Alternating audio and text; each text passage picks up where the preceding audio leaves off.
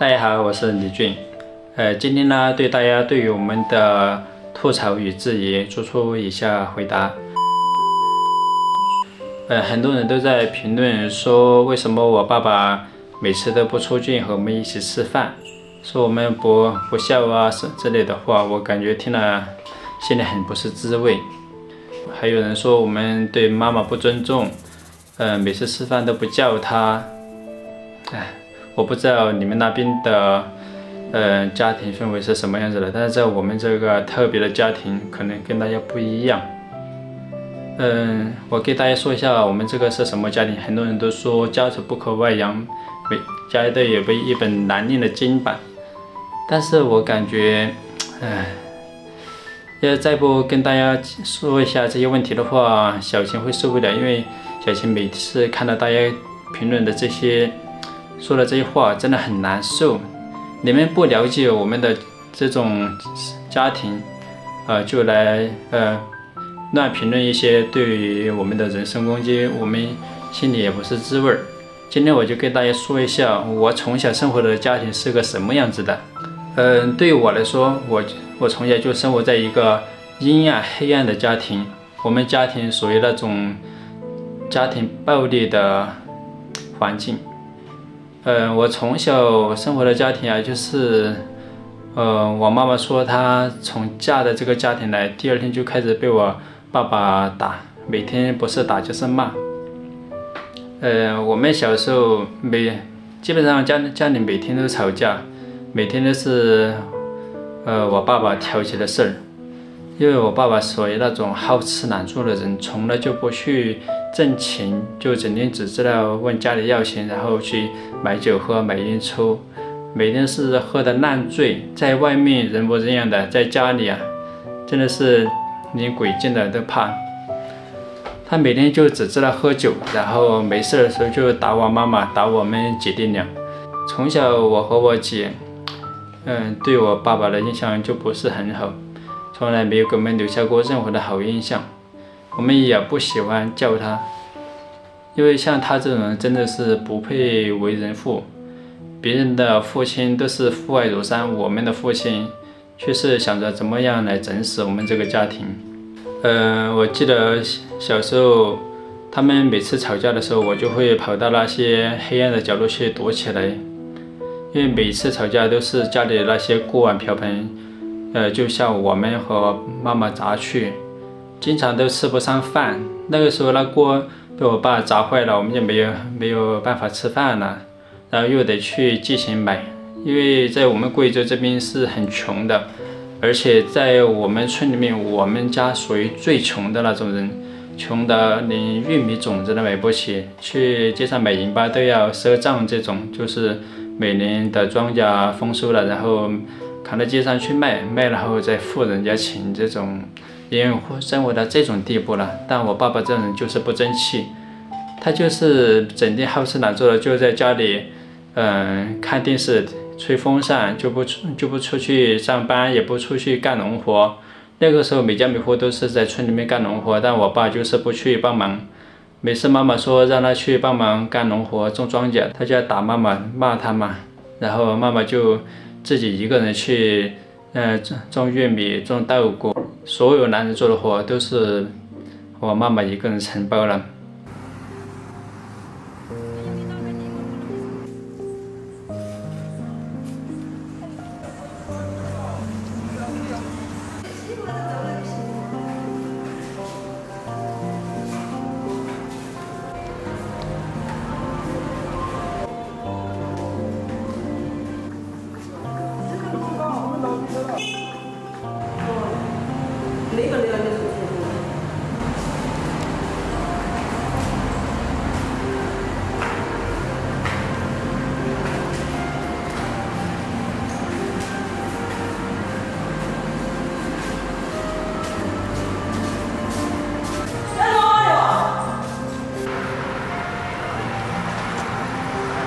我们长大后，我们都在问我妈妈为什么她那个时候不走一了了之。她说那个旧社会从来就没有听说过谁家吵架离婚的，她那个时候想的就是替他去死。但是又想到我们姐弟俩还小，没有人照顾我们，就一直忍气吞声的，过到现在。我还记得有一次，我和我姐上山去砍柴了回来，我爸爸正在用刀追着妈砍嘛，然后我姐去劝架，然后我爸扛着这么大一个鹅卵石就向我姐的腰砸去，直到现在都还有后遗症。妈妈出去打工以后就把我们放在家里嘛，出去打工后我们每天在家里，爸爸也不做饭给我们吃，就是每天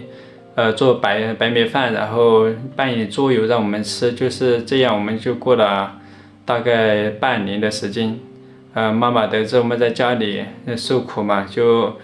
从厂里面辞职回家，回家后就照顾我们。反正回家后也是每天就是全家相加的打妈妈和打我们。爸爸偶尔就是会出去打工，就是一到农忙时节，就是要种庄稼的时候，他就找借口说他要出去打工嘛。出去就是好吃懒做的，也不上班也不干活。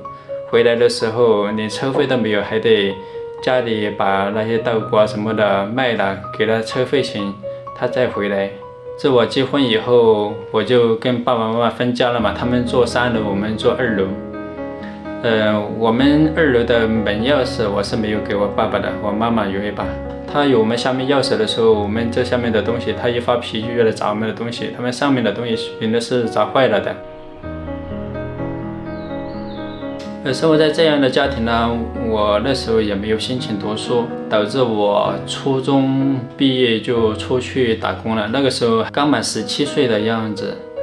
就独自一个人拿着500块钱的书就去打工，然后在工厂里上了2年班，每个月也有2000多块钱。一个月2000多块钱，我还能寄1000块钱给妈妈，让她做生活费嘛。偶尔能接到妈妈打电话来说，爸爸每天打她，有的时候都打进医院了。后来我还是想着辞职回家，回来后我做了很多工作，就是给人家打零工啊、泥水工，还有木工，各种工作都尝试了个遍，但是就是没有人愿意带我，都是跟着这个做几天，那个做几天。那时候回来连公交车都坐不起。反正从厂里回来就一共有2万块钱的存款。妈妈说我们这种家里要是不买套房子的话，可能我以后老婆都娶不到，就每天拼命的干活，就是给人家扛沙、扛砖，扛到5层、6层楼，每天也扛好几车，然后一天的工钱最多也就200块钱，就这样扛了几年的时间，然后就东拼西凑借了一些钱，就在我们县城的城中村买了一块宅基地。我们就开始建房子，建到一半的时候就没有钱了，然后我就出去打工，然后我们又在银行贷了些款，就把我们这个房子修起来了。说实话，修这栋房子，如果没有我妈妈和我姐的话，可能也修不起来。这栋房子呢是14年姐姐和老妈共同修建的房子，也是老妈给人家扛砖、扛沙子、扛了几座山换来的。那个时候还是框架，我们就已经住进来了。这些年呢，我自己也赚了点钱，然后把这栋房子装修了一下，然后顶上那层是我自己一个人修的，就是钢架结构的，大概花了6万多块钱。现在这栋房子就是我和老妈还有老爸那个时候我们是住下面这2层的，然后姐姐是住最顶上那层，因为她自己出了很多钱嘛，她也自己归了1层。姐姐搬走以后，老妈和老爸就住在顶上那层了，就是第3层。因为当初买宅基地的时候，我们也是借了很多钱，就只买了宅基地的这块地用来建房子。像我现在所占的这些地都不是我们的，这里也不是我们的。当初买宅基地的时候，大概花了17万，也是东拼西凑去借的钱。像我现在所占的这块地啊，都是人家的，直到今年我才把它买了下来，然后这里就属于我们了。直到这里到下面这里的土地，大概有50-60平。修房子的时候，我在外面又进了1年的厂，还是适应不了厂里面的工作。那个时候在厂里面，就那个车间里面，每天进去的话就全身过敏，就起了个红斑。就现在全身痒的受不了，我妈妈就说你回来吧，反正现在房子也修起来了，就是外在还有一些。回来后我又在家里漂泊了1年，也不知道做什么事儿。我从小呢就喜欢关于电视这方面的东西，我也想有一天要是我能拍出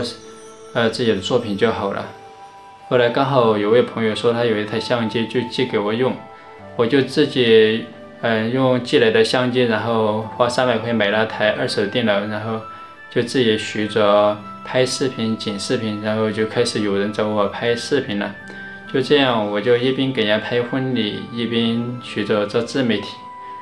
一步一步的做到现在，生活有了一些起色。自从我自己独立赚钱以后，我就没有向家里要过1分钱。这些年我自己赚钱在县城买了间门面，还有在山上买了栋老房子。为什么我要去山上买老房子呢？也是因为我想离开这个家庭，因为现在有家庭，我有自己的小家庭了，我不想再让我爸这种坏脾气影响我自己的家庭，也不想我的小孩受了他的影响。我做的这一切的努力啊，都是想逃离这种黑暗的家庭，然后把我妈妈接到身边，和我们一起生活。所以说大家不要说小青不好。如果说大家像小青一样来到这种家庭，早就宁愿跑了，不会跟我一起生活的。小青真的是很了不起的一个人。在我和小晴结婚的那天，爸爸再次故意喝醉酒耍酒疯，拿着斧头要砍死我和妈妈，当着所有亲朋好友的面把脸都丢尽了。这就是我的父亲一个不折不扣的社会人渣。都说父爱如山，在我们这个家庭从来没有父爱存在过，更是母爱如山。妈妈是一个很伟大的人，评论区总说我们不尊重母亲，这都是不存在的。因为妈妈她这些年一直活在爸爸的阴影之下，变得很腼腆，面对镜头的话也表现得不自然，所以说我们在镜头面前都很少互动，只是偶尔勉强互动一下都很不自然。不过妈妈比以前已经好了很多了。还有很多网友说每次吃饭都不叫妈妈吃饭，而是先让小晴吃。可能大家不知道，在我们这里月子为最大，如果月子做不好的话，以后会落下很多病根。每次让小莹先吃啦，是因为刚炒起来的菜，如果说冷了就不好吃了，本来也没有什么味道，而且就算让妈妈吃，她也不会吃，因为月子餐它是没有辣椒的，在我们这里没有辣椒，基本上没有人会吃。我们每次炒菜都是先炒小晴的，然后再炒我们自己的。等小晴吃了，我们再吃。大概的情况就是这样。因为我自己没有什么文化，也不知道用什么隐喻来表达我所想说的话。感谢大家一直以来对我们的支持和喜欢，今后我们会更加的爱我们的妈妈，让她去世的爱加倍的补回来。我好像他妈讲学不了麻将，我们就学不打那麻将，我不知道这我让你妈70分钟这个就是唱歌的话，皮匠还不是行。我看死你！不是，老有时候嘴里这么说，你再不听给他眼睛说的。爸爸每次去老房子帮我们干活，我们都是要给他钱，他才会去。至于好多网友说我们是啃老族，我也只能笑笑不说话。自我出社会以来，家庭的所有开销基本都是我一个人在负责，家里的家电家具都是我在买，每个月的电费电话费都是我在负责。那些喷我们的人，看看我爸妈像是有钱人吗？